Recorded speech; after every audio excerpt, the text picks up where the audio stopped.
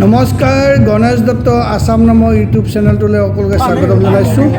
আজি আমি ওৰাঙৰ পৰা মাজবাট হৈ অৰুণাচল যোৱাৰ পথেৰে আগবাঢ়িছোঁ চাহ বাগানৰ মাজে মাজে এক বিশেষ উদ্দেশ্য লৈ। আচলতে এই অঞ্চলটোত লামাবাৰী, ধনচিৰি, চিকাইডাঙ্গা, লালপানী এই অঞ্চলটোত যথেষ্ট যক্ষ্মা ৰোগী আছে আৰু এই যক্ষ্মা ৰোগীসকলে কফ পৰীক্ষা কৰিবৰ কাৰণে মাজবাট নহ'লে ওৰাঙলৈ আহিব লাগে, যথেষ্ট দূৰ হয়। সেই গতিকে আমি আজি লামাবাৰী আৰু ধনচিৰি বাগানত ওদালগুৰি জিলা যক্ষ্মা কেন্দ্ৰৰ উদ্যোগত এক DMC ডেজিগনেটেড মাইক্ৰস্কোপিক চেণ্টাৰ খোলাৰ কাৰণে এই যাত্ৰা।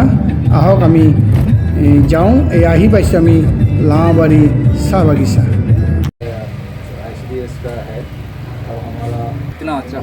এয়া আহি পালোঁ লামাবাৰী চাহ বাগিচা হস্পিটেলত আৰু এই চিকিৎসালয়ৰ জ্যেষ্ঠ চিকিৎসা বিষয়া ডাক্তৰ SK চাকমা, অসম চাহ কৰ্মচাৰী সংঘৰ তিলক কলিতা, হেমন্ত কুমাৰ শৰ্মা, মৃগেন্দ্ৰনাথ চৌধুৰী ফাৰ্মাচিষ্ট, জুলিমণি ৰাভা আশা ছুপাৰভাইজাৰ, ৰঞ্জন শৰ্মা লেপটেক আদি আছে। এয়া আমাৰ ডাক্তৰ ৰাজু ব্ৰহ্মই ফিটা কাটি উদ্বোধন কৰিব লৈছে লামাবাৰী চাহ বাগিচাৰ DMC ডেডিকেটেড মাইক্ৰস্কোপিক চেণ্টাৰ। এই অনুষ্ঠানত বিভিন্নজন আছে। এয়া আমি দেখুৱাইছোঁ লামাবাৰীৰ চাহ বাগিচাৰ লেবৰেটৰীৰ কিছু দৃশ্য। তেওঁলোকৰ যথেষ্টখিনি সা সামগ্ৰী আহিছে। এতিয়াৰ পৰা লামাবাৰী চাহ বাগিচা বা ইয়াৰ দাঁতি কাষৰীয়া অঞ্চলৰ ৰাইজে ইয়াতেই কফ পৰীক্ষা কৰিব পাৰিব। আহক আমি লেবৰেটৰী টেকনিচিয়ানৰ পৰা কিছু কথা জানো। আমাৰ ইয়াতে এতিয়া বৰ্তমান ট্ৰুনেট আৰম্ভ হোৱা নাই এতিয়ালৈকে। ট্ৰুনেট মেচিন আহিছে। তাৰপিছত আপোনাৰ বৰ্তমান আমাৰ হৈ আছে চুগাৰ হৈ আছে, লিকুইড প্ৰফাইল, আপোনাৰ কিডনি ফাংচন টেষ্ট হৈ আছে, লিভাৰ ফাংচন টেষ্ট হৈ আছে, হেমগ্ল'বিনটো হৈ আছে আৰু আপোনাৰ হেৰিটো এক্সট্ৰাকৈ আপোনাৰ গ্ৰুপিংবিলাক হৈ আছে, এনেকৈ মেলেৰিয়া টেষ্টো হৈ আছে। এতিয়া আকৌ TV শ্লাইড সেইটো আহিছে বৰ্তমান। এয়া ওৰাং TB ইউনিটৰ MOTC ডাক্তৰ ৰাজু ব্ৰহ্মদেৱে যক্ষ্মা ৰোগৰ ভয়াৱহতা সম্পৰ্কে ৰাইজক কিছু বক্তব্য ৰাখিছে। তাৰ লগতে তেওঁ জনাইছে যে অকল লামাবাৰী চাহ বাগিচাই নহয়, ইয়াৰ আশে পাশে থকা অঞ্চলৰ ৰাইজেও এই সুবিধাটো ল'ব পাৰিব।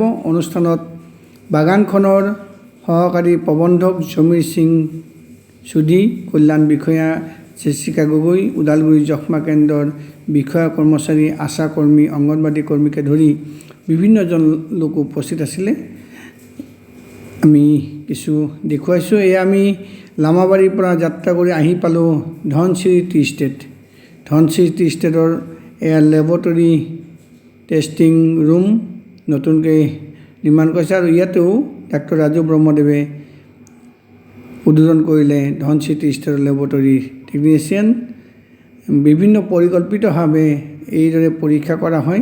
লেবৰেটৰীটো মই দেখুৱাইছোঁ। লেবৰেটৰীৰ বিভিন্ন দিশ MOTC ডাক্তৰ ৰাজু ব্ৰহ্মদেৱে আৰু আমাৰ জিলা যক্ষ্মা কেন্দ্ৰৰ বিষয়া কৰ্মচাৰীসকলে পৰ্যবেক্ষণ কৰিছে। আহক আমি সভাখনৰ মাজলৈ যাওঁ।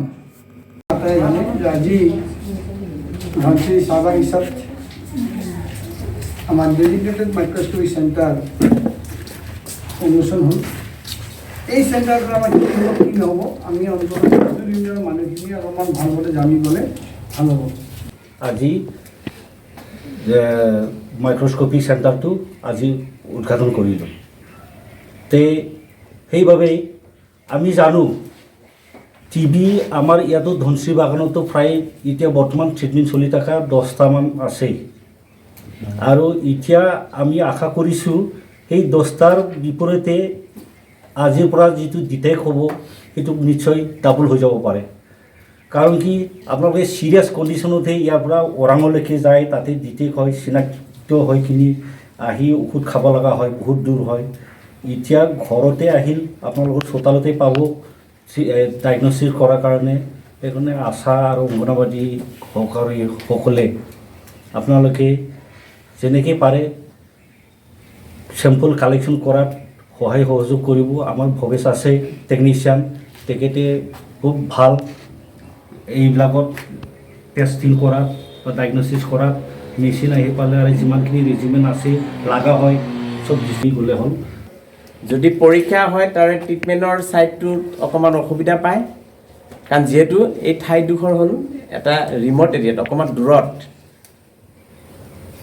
আজি আমাৰ সৌভাগ্য যে আজি সেইখন DMCতে সেইখন টি ষ্টেটতে আজি ইয়াতে থাকি ইয়াতে কৰিব পৰা ব্যৱস্থাটো হৈ গ'ল য'ত নেকি DMC এখন হৈ গ'ল ডেজিগনেটেড মাইক্ৰস্কপি চেণ্টাৰ য'ত নেকি আপুনি গোটেইখিনি সুবিধা পাব 1 নম্বৰ ডায়াগনচিছ সাইটটো পাব পৰীক্ষা সাইটটো য'ত আপোনাৰ কফটো আনিব পাৰিব ইয়াতে বেমাৰী ইয়াৰ বেমাৰী ইয়াতে কৰিব পৰীক্ষা কৰি যদি ধৰা পৰে পজিটিভ ওলাই ইয়াতে ট্ৰিটমেণ্ট পাব